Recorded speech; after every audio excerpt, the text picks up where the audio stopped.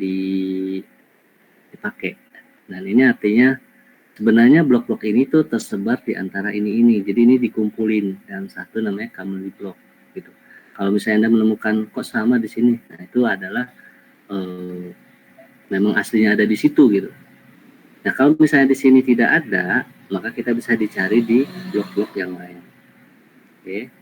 Kita akan buat pertama ini ya, scope. Scope itu apa? Scope itu kayak oscilloscope. Taruh sini. Caranya apa? Caranya ini diklik, ditahan, lalu kita geser sampai sini. Nah, sampai sini kita lepas. Nah, gitu. Ini juga bisa kalau udah muncul di sini kita bisa copy paste. Dengan cara tahan kiri ya, tahan pakai kanan, dilepas ya, geser di mana dilepas. Atau bisa juga kalau MATLAB-nya versi tinggi, Anda juga bisa klik di sini tanpa harus memunculkan sini, tapi harus hafal. Misalnya kayak gini ya, double klik.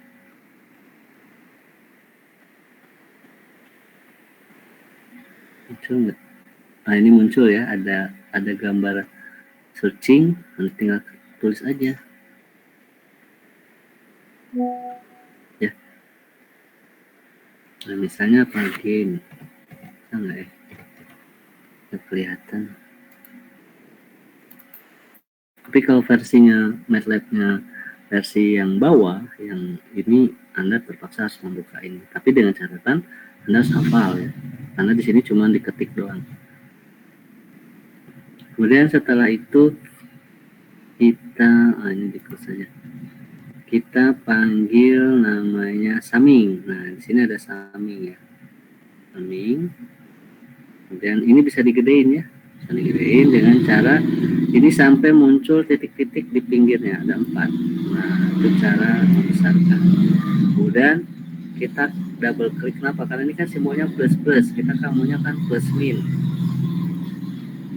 Ini double klik. Nah, ini ada plus plus, kita ganti yang paling ujung kanan dengan min. Kenapa kok plus min? Nah, karena di sini adalah kita menggambarkan summing. Nah, ini nantinya untuk setting point, ini min untuk feedback.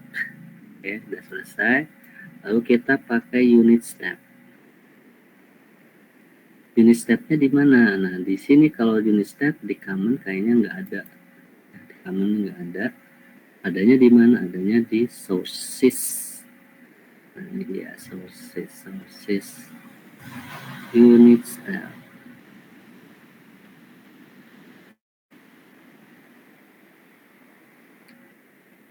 Ini dia ya, step.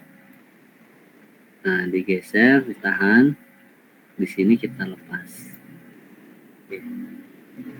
Lalu setelah itu kita mencari transfer function-nya. Nah, transfer function di sini di commonly nggak ada, tapi adanya kalau nggak salah di continuous. Nah, ini dia transfer function.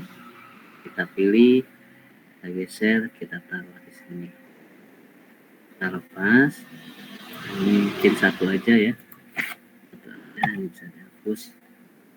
Setelah itu kita memanggil fuzzy. Nah, fuzzy itu nggak ada di sini. Fuzzy itu adanya di sini, di toolbox. Nah, ini fuzzy logic toolbox. Klik. Nah, ini dia. Ya. Ini ada 3. Nah, biasanya saya pakai ini ya, kalau nggak salah. Nah, ini intinya saya ini rumah kosong ya, nggak ada isinya.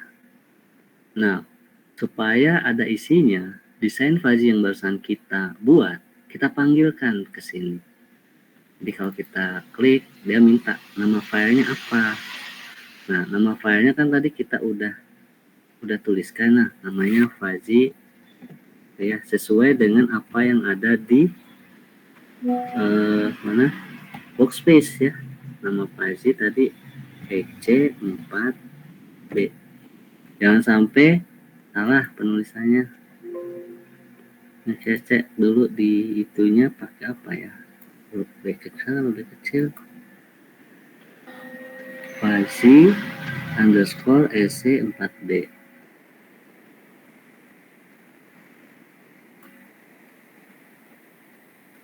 Ini udah benar ya? Oh, ya. Kadang suka seperti itu. Nah, artinya fuzzy ini yang tadinya kosong itu sudah ada programnya. Desain fuzzy-nya yang barusan kita buat. Artinya fuzzy ini udah nggak kosong, tapi udah ada isinya. Lalu kita, oh jangan lupa, karena ini kan fuzzy-nya kan memiliki 2 input dan 1 output. Nah, 2 input dan 1 output ini kita panggil di library. Library-nya ini ya. Nah, ini kita harus pakai MUX. MUX itu adanya di sini. Ya, pakai MUX. Kebetulan ini MUX-nya di portnya 2, 1. Oke. Nah, sini kita geser ya. Oke, lalu kemudian tadi kan kita pakai error dan delta error. Error dan delta error. Oke. Nah, error, kalau error itu kan langsung ya. Nah, sekarang untuk delta errornya di mana? Nah, di sini delta error nggak ada. Kalau di command, adanya di mana? Kalau nggak salah adanya di sini, continuous. Ini ya. Ya. Adanya di sini. Kita taruh di sini. Kalau error langsung kita pasangkan di sini.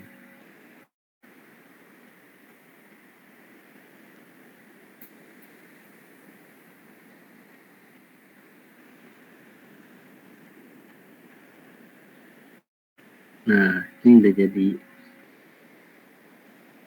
Ini salah.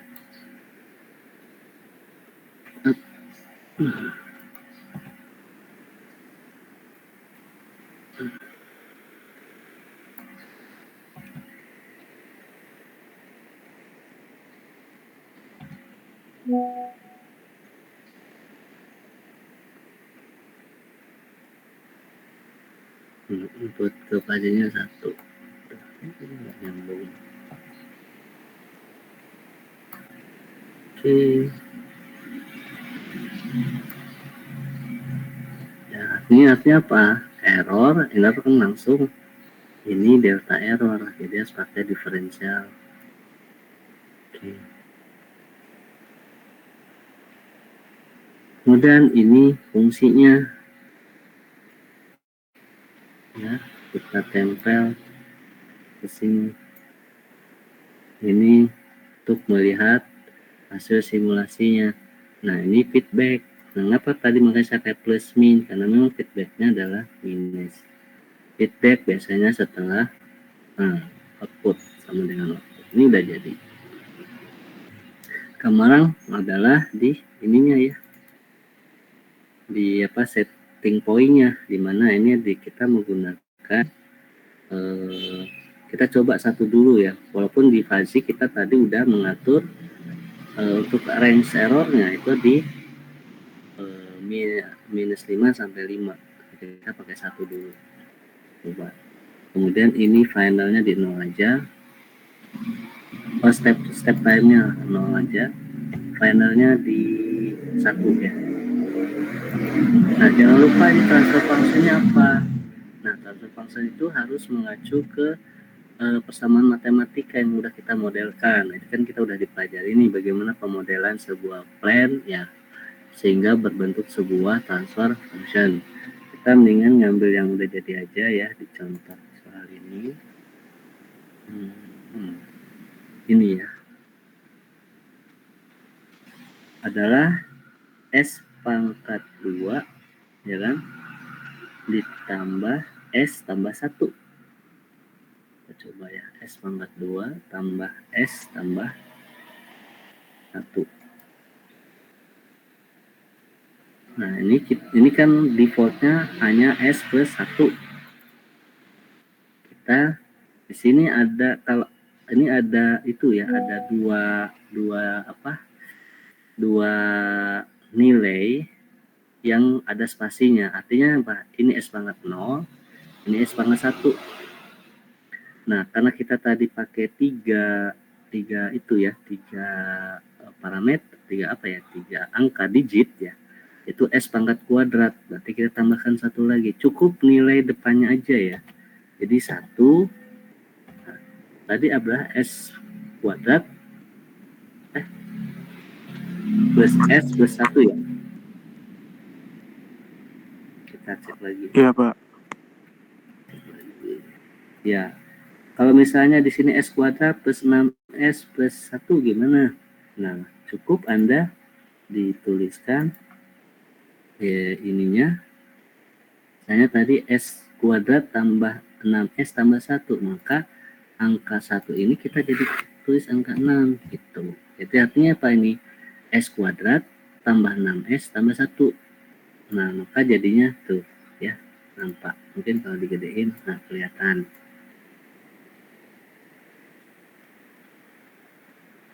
Nah, karena tadi plan kita adalah S kuadrat plus S plus 1, kita ininya cukup 111. Kalau misalnya S kuadrat tambah 6S plus 5, maka angka yang terakhir ini diganti angka 5 gitu ya. Kalau diganti angka 5, maka isi plannya seperti ini. Jadi cukup menuliskan angka depannya aja. Oke, tadi kan plan kita adalah 111. Karena ini apa? Jangan lupa kurva awal ya kayak gini. 1 harus pakai spasi 1. Artinya S kuadrat tambah S tambah 1. Kita coba ya. Karena ini tadi saya mau menghubungkan dengan tadi ya operating range-nya ya. Ini kita pakai 1 dulu. Karena kan kalau 1 kan berarti lebih, jendela kita ini lebar banget, kita pakainya 5 sampai 5. Ininya ini apa? Setting point-nya di 1, mudah-mudahan bekerja ya. Kita coba runningnya pakai ini.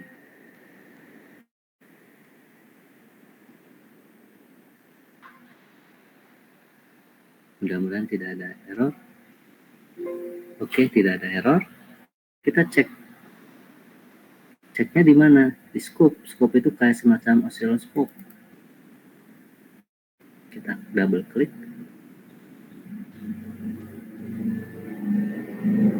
Nah, ini dia. Ya. Nah, tadi kan kita pakai 5 ya. Di sini operating range di sini kan 5. Kita coba naikkan 5. Ini ganti jadi 5. Mudah-mudahan masih bekerja. Artinya kenapa? Karena kita bikin jendelanya lebar. Coba lagi. Oh, rupanya ngedrop. Apa itu?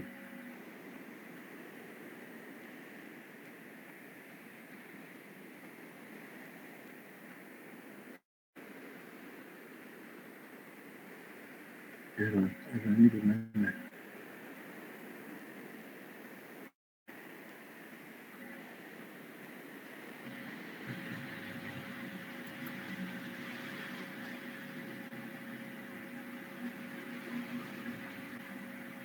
Coba pakai 3 ya.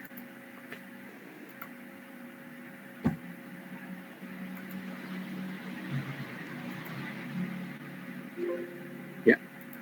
Jadi rupanya errornya melebihi dari 5 ya. Nah, ini 2. Oke. Sekarang apa yang terjadi jika saya kembali lagi ke desain fazinya, dimana kita tadi kembali ke sini, ke yang ini. Mana ya? Ini kayaknya ya. Nah, ini kita ganti jadi minus 1 sampai 1. Minus 1 sampai 1. Nah, ini setting apa ya? Minus 1 sampai 1. Oke.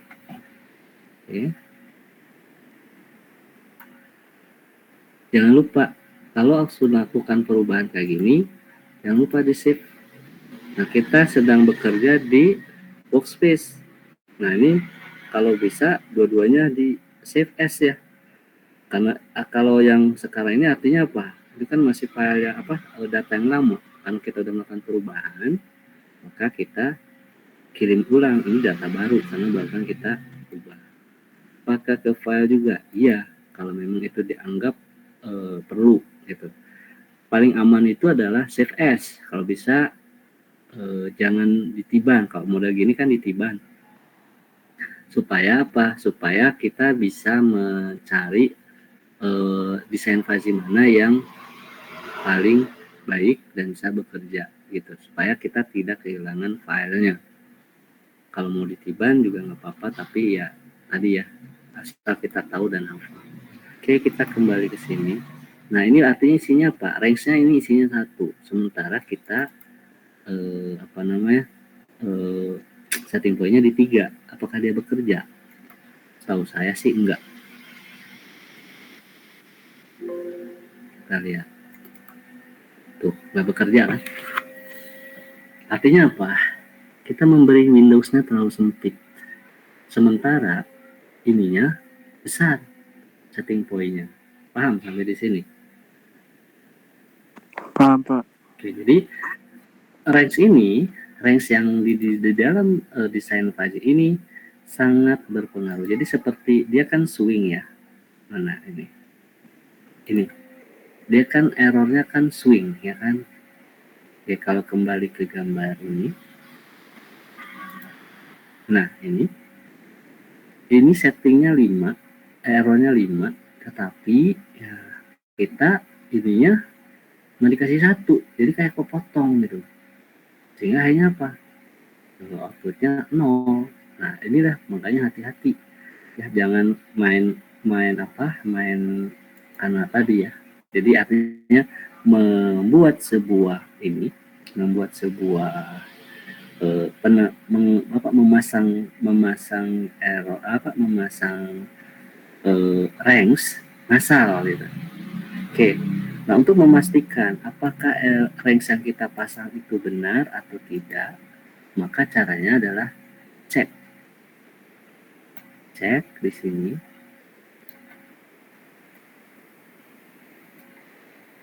Cek di sini juga cek di sini. Kita pengen tahu errornya di berapa sih?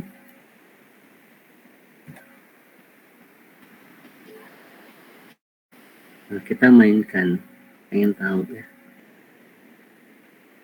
Ini kan tadi berapa? 3 ya. Kemudian ini 0 ya. 0 kenapa? Karena kepotong. Nah, sebenarnya di sini berapa sih? Oh iya, ini 3 ya kan? Betul nggak 3? Berapa ini? Betul 3? Betul, Pak, 3. 3. Nah, artinya ini minimal 3. Ya. Jangan 1. Kenapa? Karena errornya dia swingnya sampai 3. Itu. Jadi akibatnya ini nggak bekerja. Coba kita ganti 3 ya. Tadi kan di 5 jalan ya. Artinya apa? Nggak masalah kan? Swingnya di 3, tapi ininya jendelanya lebar 5 gitu. Artinya dia bisa bekerja. Sekarang kita kembali ke 5. Kenapa tadi 5 nggak jalan? Kita juga pengen tahu ya. Berapa sih sebenarnya range errornya? Apa swing errornya? Di running dulu.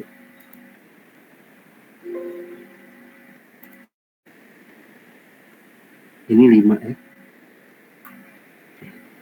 Maka kalau terjadi masalah kayak gini, maka solusinya adalah range ini mungkin kita ada range ini kita ada masalah.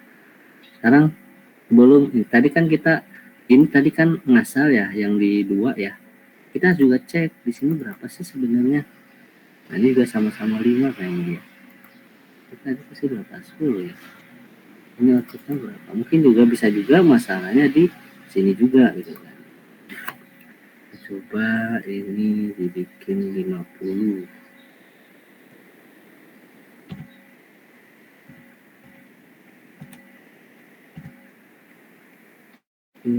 Lalu kemudian lalu ini kita coba tadi kan 5 ya, coba 6 kita gedein.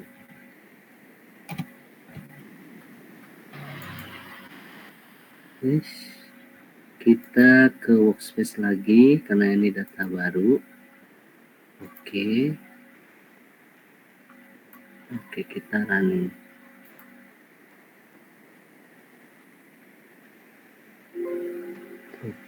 bermasalah ya.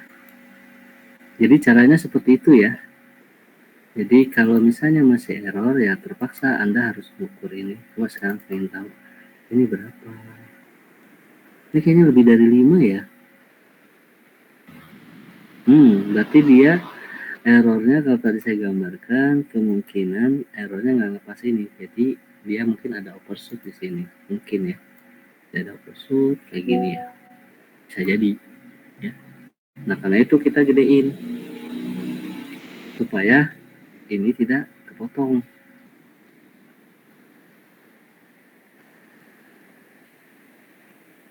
Nah, coba kita buat ini 10 deh. Mudah-mudahan tidak terjadi error.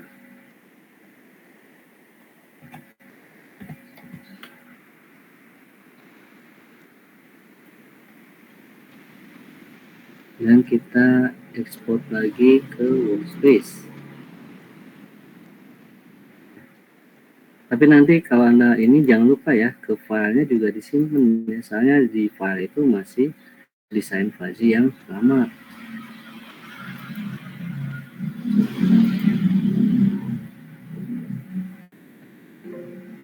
Oh, masih bermasalah.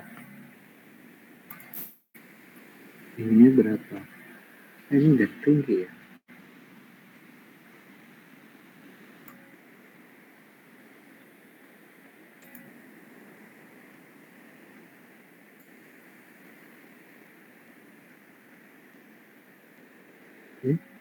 Masih benar.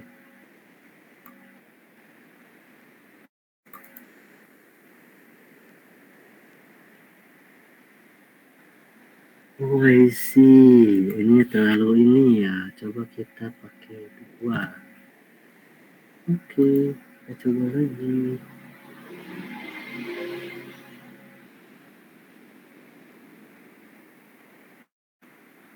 Ini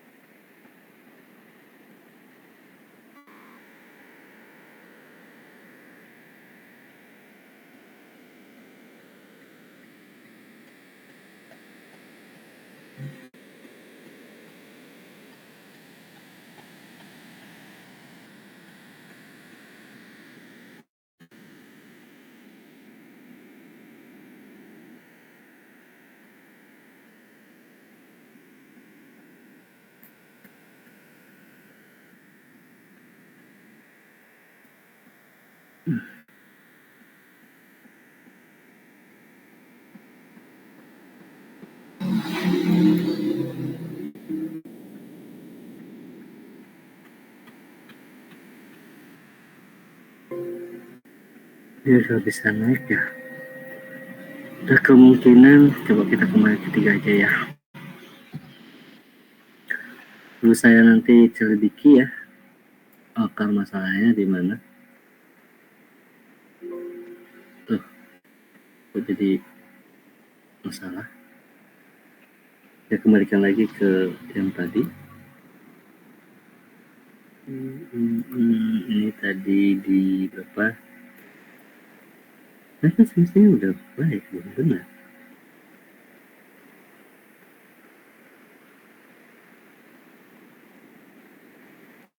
Coba.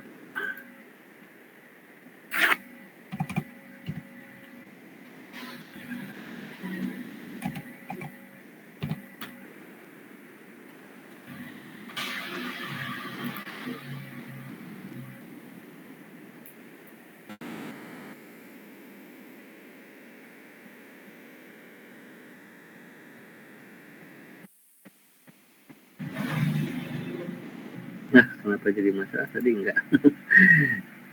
Oke, mungkin nanti saya perlu ngecek lagi why kenapa tadi kita setting di sini 10 ya. Ini benar, ini tadi di 20.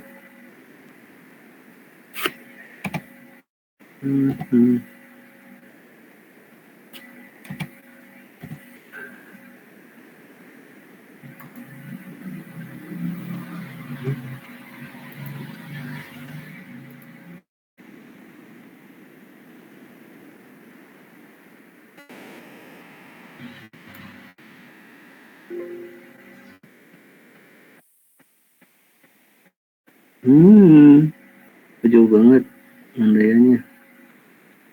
Kita cek di 10 detik.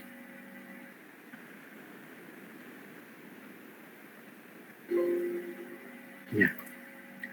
Jadi seperti itu ya. Jadi ketika ada problem, maka jangan lupa ininya diatur ya. Jadi harus diketahui swingsnya itu bekerja di mana. Tapi kalau konversi dari fuzzy ke PID di artikel saya ada rumusnya ya. Ada rumusnya karena ini adalah tidak menggunakan sebuah formula. Jadi ini kan sebenarnya coba-coba trial and error. Dan tadi kita buktikan jika Windows-nya sempit ya lebih kecil daripada setting point, ini akan jadi masalah gitu kan. Ketika kita tadi samakan, ini kan targetnya kan 3. Nah, maka di sini Windows jendela dari errornya harus lebih besar dari itu. Nah, sekarang kita cek di sini berapa errornya sih? Errornya 3. Oh, lebih dari 3 ya. Ngitungnya jangan dari sini ke 0 ya. Oh, ya, lebih dari 3 ya. Kurang lebih 4 ya. Karena kan sama. Oh enggak 3 ya, benar 3. Nah, ini adalah gambar dari error. Dia switch-nya sampai 3. Gitu. Ini biasanya ini dengan ini kebalikan gambarnya. Kalau ini ke bawah, ini ke atas. Oke ya, kurang lebih seperti itu. Ada pertanyaan?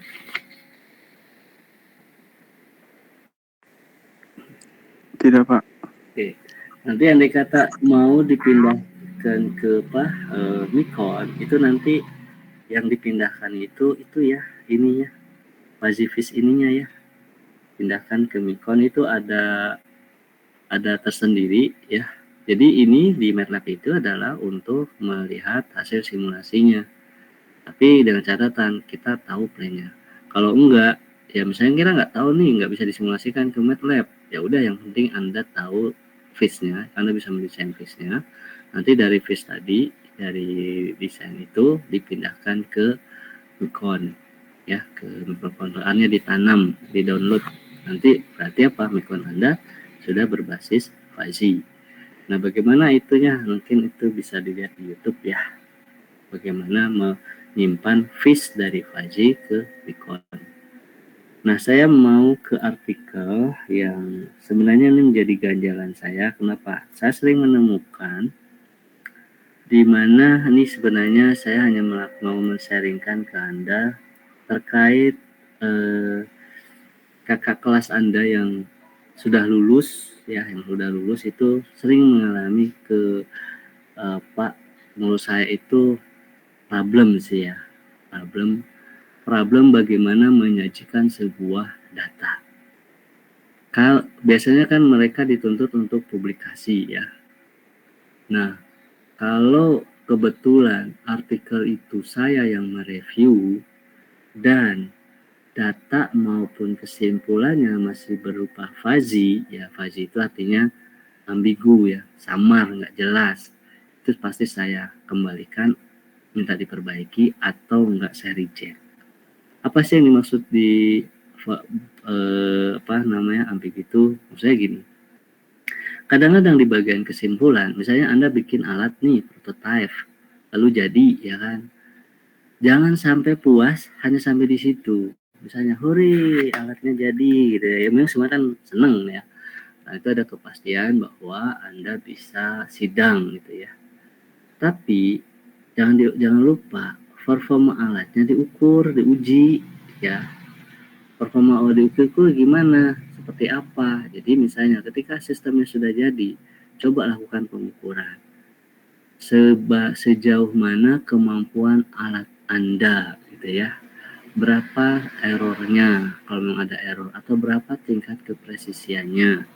Nah, data itu penting supaya nanti di kesimpulan jangan bunyinya kayak begini, misalnya misalnya anggaplah sistem mendeteksi apa gitu, sistem pendeteksi misalnya level pada water treatment bekerja dengan baik sesuai dengan desain rancangan. Kira-kira itu kesimpulan itu valid atau tidak valid? Maksudnya bisa terukur apa tidak terukur?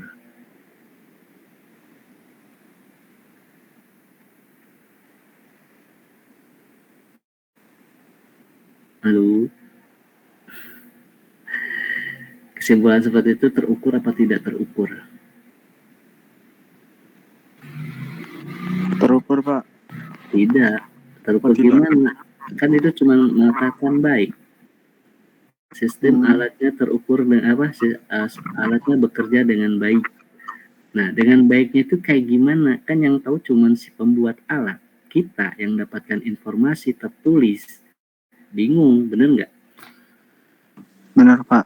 Ya, iya, artinya itu alat tersebut belum pernah diuji cobakan. Baru hanya sekedar fungsi kerjanya jalan, gitu ya.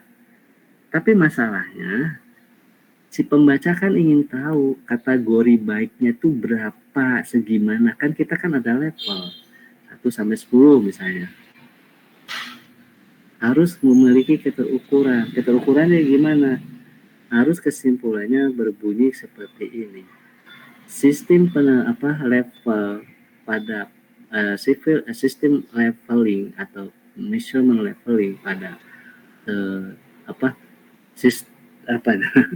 monitoring level pada sistem treatment mempunyai kemampuan pembacaan hingga 80%. Nah, atau memiliki keakurasian 80%.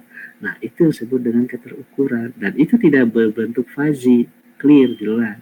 Jadi, kalau ada orang yang membaca artikel itu, kemudian tertarik, ingin memperbaikinya, kan dia bisa mengadopsi. Oh, dia sistemnya cuma pakai 80 ya, saya mau memperbaiki penelitiannya dia gitu kan, saya mau dibuat jadi 100%. Artinya dengan ada keterangan itu berarti ada kelanjutan riset, benar nggak?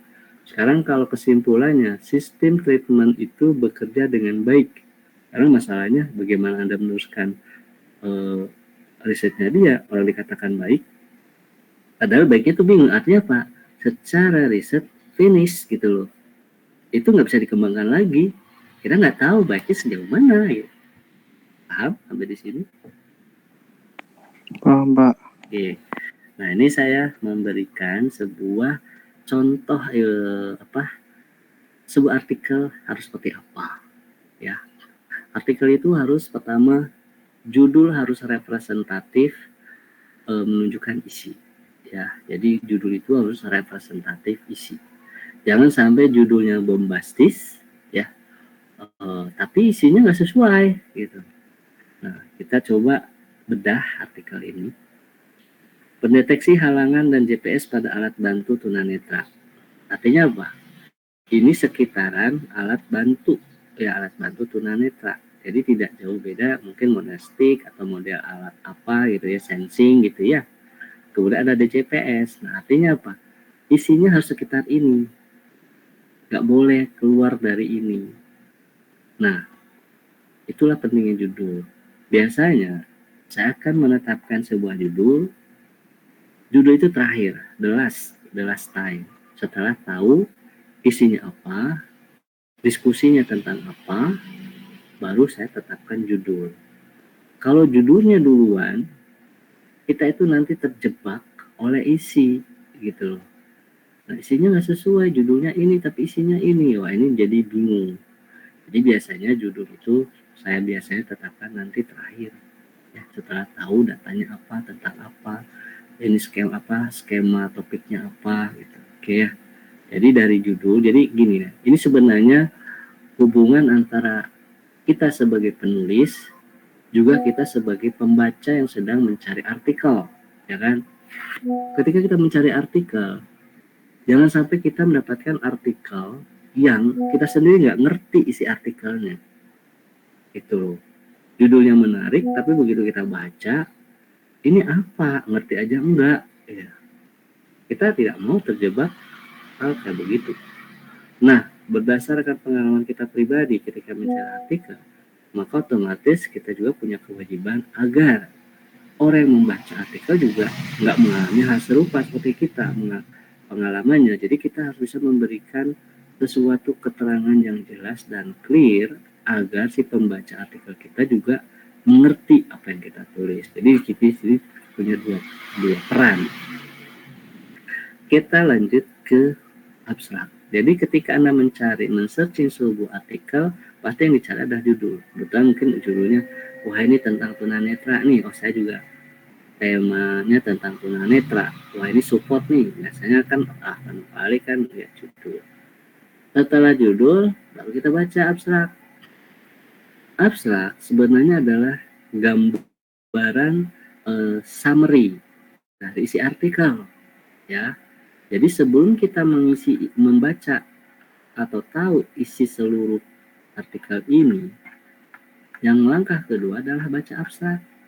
Itu karena abstrak itu gambaran sekilas. Setelah abstraknya oke, judulnya oke, baru kita bisa download.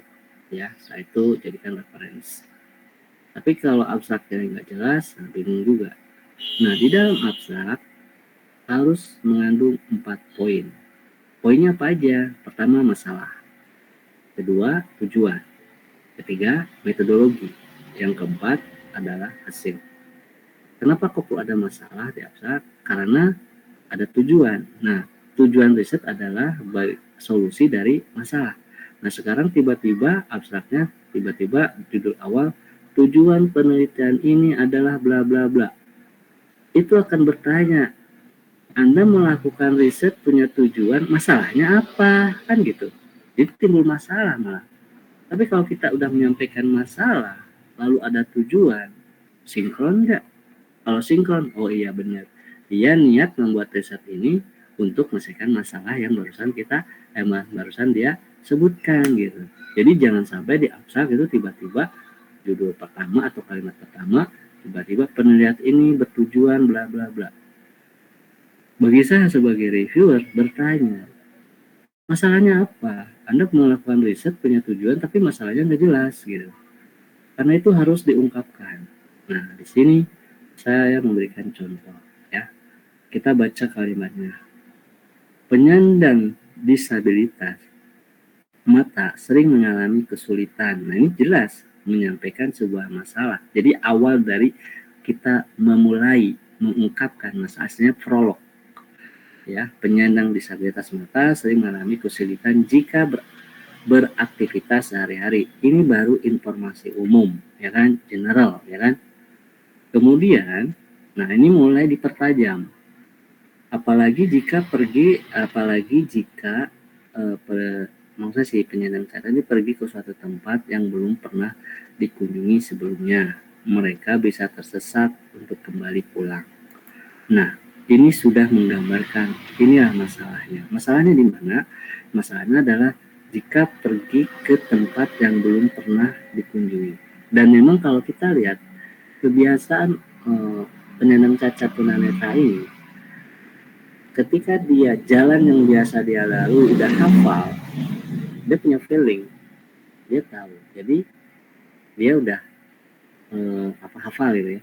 Tapi kalau tempatnya dia baru saja dia kunjungi, maka dia harus ekstra hati-hati, terutama panca inderanya, telinga sama mungkin konsentrasi ya, karena kan takut ada lubang, takut ada selokan dan sebagainya. Jadi dia benar-benar ekstra. Itu bagi si tunanetra. Sekarang kenapa ada GPS? Nah, ini adalah untuk alat bantu, bukan si tunanetranya, tapi alat bantu pelacakan buat yang anggota keluarga yang lain yang mungkin barangkali untuk menemukan kemana dia pergi, posisinya ada di mana, gitu kan? Mungkin dia pergi pagi, udah sore nggak pulang-pulang, kan tentu pasti khawatir nih orangnya ada di mana, bilangnya pergi kok nggak pulang-pulang jam segini, gitu kan? Nah, tadi kan ada itu ya, ada prolog di sini adalah berkunjung ke suatu tempat yang belum pernah dikunjungi dan kemungkinan akan tersesat. Nah, udah clear ya di sini ya deskripsinya. Lalu setelah masalahnya kita ungkap, tujuan. Berarti ini poin kedua ya. Poin pertama udah clear, yaitu apa? Harus ada masalah. Sampaikan masalahnya apa. Poin kedua, harus punya tujuan. Nah, di sini penelitian ini bertujuan untuk membuat alat bantu pendeteksi halangan sebagai petunjuk jalan dan juga sebagai pelacak posisi keberadaan penderita disabilitas saat tersesat. Ini jelas clear. Kalau kita sambungkan ke judul, nyambung. Ada pendeteksi, ada GPS. Nah, GPS ini fungsinya untuk pelacakan. Pendeteksinya itu tadi sebagai pengganti tongkat, ya penunjuk jalan. Clear ya? Jadi 2 poin di abstrak ini sudah terpenuhi. Poin ketiga, metodologi. Metodologi yang digunakan dalam penelitian ini adalah rancang bangun alat dengan sensor infrared sebagai detektor dan ATmega3 sebagai mikrokontroler, serta dilengkapi dengan modul GPS ya. Desain alatnya berbentuk kotak, jadi dia menyampaikan jadi ternyata bukan stick atau tongkat tapi berbentuk kotak yang dipasang di dada. Hasil, nah ini poin ketiga udah terpenuhi. Nah sekarang poin keempat, harus memberikan informasi hasil. Hasil pengukuran menunjukkan bahwa jarak deteksi terhadap halangan sebesar 50 cm. Nah inilah disebut dengan data keterukuran. Jadi bukan sistem ini sistem mendeteksi halangan dan GPS tunanetra bekerja dengan baik sesuai dengan perancangan. Nah itu yang saya katakan kabur. Tapi kalau ada data angka, kan jelas di sini. Jarak halangan yang mampu dideteksi hanya 50 cm. Walaupun ini masih kategori rendah. Wah 50 cm mah belum selesai tuh. Ya justru inilah apa adanya. Biar nanti kalau ada pembaca lain membaca artikel kita agar ini bisa diperbaiki. Ya. Artinya apa? Ada improvement, riset, atau ada keberlanjutan riset. Tinggal ditelaah apa akar masalahnya kok bisa cuma 50 cm. Apakah sensornya kah yang bermasalah ataukah sistem desainnya kah yang bermasalah? Nah itu fungsinya. Jadi supaya riset ini ada keberlanjutan, gitu ya. Jadi jangan malu apabila alat Anda ya masih kurang, masih optimal. Ini namanya kejujuran. Oke, clear ya di sini. Nah dia jarak 50 cm apa? Pada arah tegak lurus ya terhadap alat pada sudut 0 derajat. Kemudian ada delay sinyal SMS-nya 1-2 cm. Kemudian lokasi terjauh yang masih bisa dideteksi oleh GPS itu latitude-nya minus sekian, longitude-nya sekian. Lalu masih mempunyai kemampuan pembacaan 13 km. Nah, 13 km itu apakah pakai meteran? Apakah naik speedometer? Ternyata enggak. Kita sebutkan referensi yang menyatakan 13 km itu apa? Berdasarkan Google Map. Ini clear ya. Ada hasil, keterukurannya ada, ya kan? Ini tidak ambigu. Jadi nanti ketika Anda bikin alat TA, please tolong uji kemampuan alatnya sehingga bisa bunyi kayak seperti ini. Yuk kita bedah ke dalam. Ya, di pendahuluan juga harus ada masalah. Ya, di abstrak ada masalah. Apa perbedaan masalah di abstrak dengan masalah di pendahuluan? Kalau masalah di abstrak itu intisarinya aja, to the point, ya. Jadi to the point-nya kan di sini kelihatan. Ya, pergi suatu tempat yang belum pernah dikunjungi lalu tersesat. Ini to the point. Tapi di sini didetailkan. Ya, perbedaan cara menyampaikan permasalahan di abstrak dengan di pendahuluan. Jangan copy paste. Kadang-kadang copy paste ya. Oh kan di abstrak ada masalah. Jadi di sini dia cari kalimat yang masalah lalu di copy lalu di plot di sini. Itu artinya apa? Si penulisnya nggak kreatif. Ya. Nah, kita coba bedah. Nah, di sini ada definisi. Tunanetra merupakan suatu kondisi di mana indera penglihatan pada manusia mengalami gangguan atau biasa disebut dengan kebutaan. Nah, ini kan mulai ada definisi kebutaan bisa diakibatkan oleh apakah ini sudah menunjukkan masalah? Ini belum, masih tentang definisi global ya. Kelainan genetik, penyelamatan mengalami banyak kesulitan dalam. Nah, ini kan ada kata kesulitan tetapi secara teks berbeda ya. Kalau di sana juga ada bunyi kesulitan tapi enggak copy paste. Pertama berjalan. Kemudian tongkat biasanya dipakai sebagai pemandu untuk pendeteksi halangan. Nah, umumnya tongkat yang digunakan berupa kayu atau pipa. Nah, ini masalahnya kan beda ya. Tapi intinya tetap topiknya kepada masalah bagaimana tunanetra. Dan alat bantu ini kita baru menyampaikan masalah ya. Biasanya kan pakai alat bantu. Permasalahan mulai di sini munculkan. Nah, alat bantu konvensional berupa tongkat ini dinilai kurang praktis ya kan.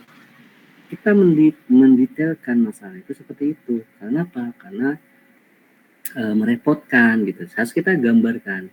Yang merepotkan harus selalu dipegang gitu. Yang menurut ini bahwa tongkat konvensional hanya dapat mendeteksi objek dengan jangkauan terbatas. Jadi kita ungkapkan masalahnya apa gitu kan. Nah, di sini kita harus aktual. Dan tongkat konvensional juga kurang fleksibel. Nah, ini kan masalah. Masalah apa yang diungkapkan? Masalah di sisi tongkatnya. Nah, kaitannya apa? Karena kita mau mendesain model deteksinya dalam bentuk kotak yang ditaruh di dada. Nah, yang konvensional adalah berupa tongkat. Nah, ini harus kita bedah. Gitu ya. Penyandang tunanetra terkadang juga kesulitan untuk kembali ke rumah ketika bepergian. Hal ini terjadi pada tunanetra lanjut usia yang kadang juga memiliki tingkat ingatan yang kurang. Kondisi ini tentu merepotkan dan mencemaskan keluarganya ketika mereka tersesat. Oke, ini masalah. Detail kan? Di sini juga masalah. Ya, tapi tidak ada kalimat yang copy paste. Nah, masalah di sini adalah masalah yang to the point, tapi masalah di sini masalah yang itu ya bedanya ya. Sama-sama bunyinya permasalahan, tetapi cara penyajiannya yang lain. Oke. Lalu setelah itu apa? Di bab ini adalah tentang solusi apa yang pernah dilakukan oleh peneliti lain terkait permasalahan yang barusan kita ungkap di sini. Teknologi apa yang pernah dipakai dan sebagainya. Nanti di paragraf terakhir sebagai closing kita menyampaikan proposal kita. Ya, kita mau bikin apa? Apa sih yang sudah dibuat oleh orang? Jadi kita adalah membuat sebuah terobosan baru terkait apa yang sudah dibuat orang. Mungkin dibuat orang modelnya begini, begitu, dan sebagainya. Nah, kita bikin sesuai dengan proposal kita. Gitu. Nah, di metodologi jangan lupa. Metodologi itu memang betul berisi tentang cara kita merangkai, cara kita membuat dan sebagainya. Tapi jangan normatif. Normatifnya misalnya satu, studi literatur, kedua, desain alat, ketiga, blok diagram, keempat, realisasi dan sebagainya, kelima, pengukuran, keenam, assembly, bukan begitu. Itu baru urutan proses global. Tapi kita harus jelaskan secara detail. Contoh di sini, metodologi pada alat ini adalah rancang bangun sebelumnya dilakukan observasi dan telaah untuk menentukan arah desain alat yang akan dibuat. Nah, inilah arah desain itu kenapa kita pakai kotak ya yang ditaruh di dada dan diputuskan sebuah model desain. Jadi kita menceritakan apa yang kita lakukan ya secara naratif. Kemudian di dalam berbentuk kotak, di dalamnya ada perangkat elektronik, kemudian ada modul, ada GPS, dan diberikan gambar diagramnya. Dan kita jelaskan sistem alat ini menggunakan ini ya, dengan dua input dan kemudian ada nama sensornya, ya, ada GPS-nya, ada kemampuannya seperti ini. Kemudian setelah itu tunjukkan bentuk layout atau koneksinya ya seperti ini. Oke. Lalu kemudian ini adalah flowchart dari pemrograman, ini adalah hasil akhir. Nah, ini adalah metodologi. Nah, kemudian setelah proses pembuatan alat kita selesai ya dari mulai desain, perancangan sampai terakhir adalah bagaimana mendapatkan atau teknik pengambilan data untuk melakukan pengukuran agar alat kita ini terukur. Nah, di sini dijelaskan. Selanjutnya untuk mendapat performa sistem, maka dilakukan sebuah pengukuran dan teknik pengambilan data. Untuk mendapatkan kemampuan sensitivitas sistem dilakukan dengan mengukur. Nah, ini kelebihan G ya. Mengukur jarak sensitivitas sensor terhadap jarak dan posisi modul. Nah, kemudian prinsip kerja sensor infrared adalah pemantulan, maka dilakukan mengukur jarak terhadap benda berwarna dan transparan. Lalu kemudian mengetahui kemampuan kinerja GPS, dilakukan dicoba di lapangan itu di indoor maupun outdoor.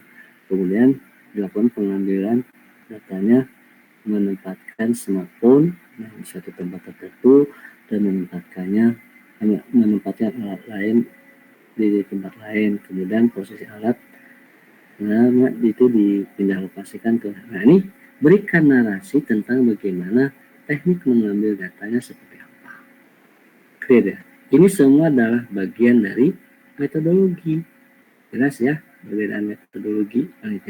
Nah, terakhir adalah tentang data, hasil dan pembahasan. Ini hanya berisi tentang grafik, tabel, dan data. Ya, yang pertama itu adalah kalau ini mungkin tentang pengujian sistem ya. Yang kedua, nah ini bisa digambarkan bagaimana teknik mengukurnya. Nah, ini ada yang tidak transparan, ini transparan. Kemudian data hasilnya ternyata bahwa yang transparan hanya mampu sampai 10 cm, tapi kalau yang tidak transparan itu sampai 50 cm. Ketika dinaikkan 60, ini ikonnya membaca 0. Oke, jadi itu jelas ya. Jadi apa yang dijelaskan di metodologi, ini datanya disajikan. Nah, kemudian ini mengukur tentang sudut. Ini 0 derajat, ini 30, ini 45, 60, dan 90. Datanya juga disajikan. Ini adalah metakan sudutnya, ini jarak terhadap sudut. Karena kan biasanya sudut makin jauh akan mempengaruhi juga jarak gitu ya. Nah, ternyata kan memang filter ujinya hanya mampu 50 ya. Di sininya 0. Artinya apa? Inilah keterbatasan dari alat ini. Kemudian terakhir adalah uji GPS. Nah, ini alatnya digantung di dada. Oke, kemudian orangnya jalan-jalan. Nah, ini GPS HP-nya ini dari Google Map. Lalu ditabelkan. Di sini ada narasi ya terkait tabel ini. Nah, ini kalau di indoor hanya di rumah 0 km. Ini enggak terdetek. Dan jarak 2,6 km ini adanya di dalam Alfa, dalam supermarket kan indoor. ini juga ke detek. Nah, ke deteknya itu adalah di outdoor. Ini sekitar Depok ya, di Jalan Dharma Laut, Juanda, kemudian mana Raya Bogor, Hotel FT, kemudian ke PAL, ke akses Kelapa 2 UI, kemudian ke Lenteng Agung, ke kampus, ke SPBU, sampai ke sini ya, ke Bagusan dengan jarak yang sudah tertulis 13 km. Nah, inilah yang tadi bunyi di abstrak. Nah, di kesimpulannya gimana? Nah, di kesimpulannya itu tidak ada ambigu. Alat bantu tunata ini diaplikasikan di dada, gitu kan. Namun kemampuan sensor infrarednya pada alat ini hanya memiliki jangkauan deteksi 50 cm. Ya, ini kita jujur apa adanya, walaupun ya masih nggak seberapa, tapi nggak apa-apa. Justru ini yang kita punya, supaya nanti kalau ada pembaca yang membaca ini, dia bisa memperbaikinya dengan di riset berikutnya. Kemudian alat bantu ini ya fitur GPS. Nah, ya, kemudian ini ada sinyal delaynya 1-2 detik. Nah, di sini juga mampu hingga jarak. Nah, ini. Jadi di sini bunyinya tidak seperti tadi ya, seperti saya mencontohkan bahwa sistem ini bekerja dengan baik. Enggak. Bekerja baik sih iya, tapi ada nilai angka-angka kayak gini ya. Jadi nanti Anda kalau bikin alat TA, please diukur ya, sehingga tahu kemampuan alat itu sampai di mana. Nah, saya sedang membimbing sebuah mahasiswa, ada 3 grup, yang satu tentang mengukur curah hujan, yang satu carry bag ya, untuk membawa apa suhu panas, suhu dingin yang sekarang kan suka ada apa namanya, GoFood ya. GoFood itu kan bawa pesanan kita. Nah, supaya jadi isu yang diangkat itu supaya makanan yang kita pesan itu masih fresh. Kalau hangat ya masih tetap hangat, kalau dingin ya tetap fresh juga, beku gitu, jangan sampai rumah udah cair. Nah, yang satu lagi mengukur gas gas CO2. Nah, ketiganya alhamdulillah sudah running, sudah jalan. Nah, sekarang saya minta untuk dilakukan performa alat. Contoh, saya ambil sampel yang hujan ya. Saya minta agar diukur, dilakukan perbandingan, sekaligus melakukan validasi. Jadi saya buka ini dulu ya, buka kamera karena tangan saya mau peragakan.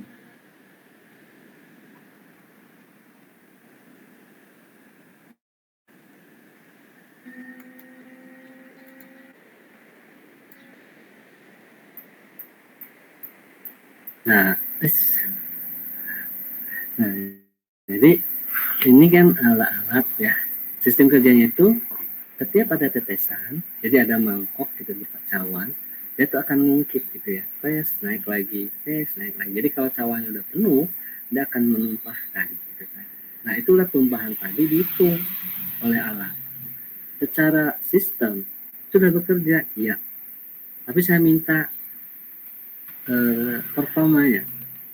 Caranya gimana? Diukur, ditetesin hingga dia ada jatuhan ungkit. Nah, dibaca di alat berapa. Tumpahan dari cawan tadi, saya minta diukur pakai gelas ukur. Berapa nilainya? Sama apa tidak? Karena gelas ukur itu adalah sebagai standar yang kita jadikan acuan. Nah, alat itu untuk mengetahui performa. Apakah ada selisih error kah? Oke, saya minta 25 uji coba. Jadi pertama 1 ungkitan, uji coba kedua 5 ungkitan, uji coba ketiga 10 ungkitan, jadi naik 5 sampai 25 percobaan. Untuk apa? Untuk mengetahui seberapa jauh deviasi errornya, ya kan? Kalau cuma sekali nggak kelihatan, 2 kali nggak kelihatan. Dengan semakin jauh, kita ingin tahu ada nggak deviasi error. Sekaligus kalau misalnya ada error, kita bisa melakukan setting ulang, yaitu kalibrasi namanya, untuk memperkecil deviasi error. Nah, data itulah yang kemudian akan kita sampaikan sebagai performa, sebagaimana contoh tadi di artikel yang barusan saya bacain, seperti itu. Kemudian selain air itu diukur oleh gelas ukur, saya minta ditimbang berapa gram, ya. Jadi kita pakai dua alat standar, berdasarkan gramnya berapa, berdasarkan mililiter pakai gelas ukur berapa, berdasarkan pembacaan alat berapa. Oke, clear, jelas. Nah, sehingga bunyi alat tadi, ya, di kesimpulan maupun di abstrak, maka bunyinya akan menyatakan bahwa sistem pengukur curah hujan, maksud ke alat yang dibuat mahasiswa itu, memiliki tingkat kepresisian sekian persen, gitu kan. Ada selisih error sekian persen, gitu kan. Dan sistem ini, gitu kan. Nah, uji coba berikutnya apa? Sistem ini memiliki apa? Nanti juga diuji coba pada saat hujan. Nah, nanti selama durasi hujan di waktu, sehingga bisa mengetahui, diprediksi, oh ini memiliki tingkat errornya atau keselisihnya apa. Jadi bahwa alatnya itu bisa kita sebut presisi atau tidak presisi, itu tergantung. Nah, itulah yang disebut dengan keterukuran. Sehingga nanti ketika bunyi di outputnya itu tidak berbunyi cuma bilang alatnya bekerja dengan baik, enggak. Tapi ada sebuah nilai poin yang menyatakan keterukuran, gitu ya. Clear ya? Paham ya? Nah, selama ini itu mahasiswa enggak melakukannya. Sehingga hanya ketika dia membuat sebuah publikasi ilmiah dan kebetulan saya sebagai reviewernya, maka akan saya tolak. Ya, sayang ya, kita udah capek-capek bikin, namun sistem alat kita tidak terukur. Itu penting. Kalau sekedar jalan aja mah iya. Jangan sampai begini. Yang sering saya dapatkan, data yang disajikan tuh begini. Dia bikin sistem, lalu kemudian sistem itu yang disajikan adalah data saat pengukuran membangun sistem. Contohnya apa? Misalnya, dia mengukur berapa tegangan output di Nikon gitu kan. Misalnya LED kan biasanya butuh 5 cm, 5 volt. Lalu dia cek pakai voltmeter, oh iya sama 5 volt. Lalu di kolomnya apa? Mengukur LED, tegangannya 5 volt di Nikon. Fakta 5 volt. Lalu ditulisnya apa? Berikutnya, keterangannya yes.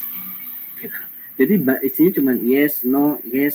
Kalau nggak sesuai, no. Kalau sesuai, yes. Nah, kalau datanya model begitu, apa yang mau dianalisa?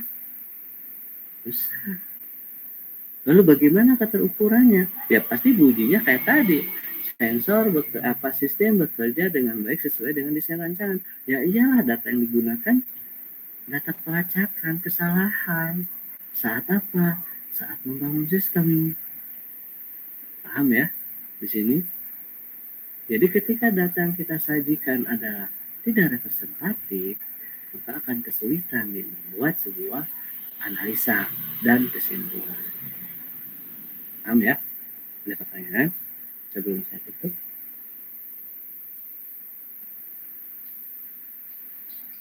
Cukup jelas? Habis ini apa? Online apa offline? Online Pak. Online. Bu Sulis, ya. Oke. Kalau online aman ya, masih aman ya. Oke, jadi kayak gitu ya. Jadi nanti kalau Anda nanti bikin TA, ya, please, supaya punya nilai, ya, nilai apa namanya, nilai ilmiahnya, alat Anda harus diuji performanya. Jangan sekedar jalan loh aja, ya. Itu supaya bisa publikasi.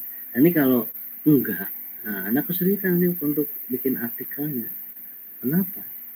Karena di dalam sebuah artikel itu keterukuran sistem itu sangat penting. Juga masalah juga harus diungkap. Kalau masalahnya tidak terungkap, cuma tahu-tahu langsung ke tujuan. Tujuan penelitian ini adalah untuk mengetahui seberapa besar hubungan antara ini dan ini. Nah, seberapa besar uangnya ini lanjut lagi pertanyaannya, masalahnya apa gitu kan. Itu jadi mengganjal. Kalau kita tahu permasalahannya lalu tahu tujuannya, ya udah sinkron. Oh iya, jadi cocok nih, satu sinergi gitu ya, satu tujuan, satu line, sesuai, masalahnya jelas, yang dibuatnya jelas gitu kan, hasilnya juga jelas. Oke, itu aja mungkin tambahan dari saya, karena mengingat Anda akan melewati apa namanya TA juga ya setelah fase magang. Terus setelah itu Anda mungkin bikin TA. Saya nggak tahu ya, apakah ke depan TA masih ada atau enggak, karena ada beberapa perbaikan sih di kurikulum. Ada yang mengusulkan bahwa TA nanti ditiadakan, yang ada adalah laporan magang. Tapi itu masih pro dan kontra. Ada juga yang tetap mempertahankan ada TA. Kenapa? Supaya mahasiswa itu tergali kreativitasnya lewat sebuah proyek gitu. Karena kalau nggak ada proyek, mahasiswa itu nanti khawatir skill dan pemahaman di bidang elektronikanya kurang tergali gitu ya. Itu ya. Baik, kita tutup aja. Assalamualaikum warahmatullahi wabarakatuh. Waalaikumsalam warahmatullahi wabarakatuh. Terima kasih, Pak. Oke, Terima kasih, Pak. Ayo. Terima kasih, Pak.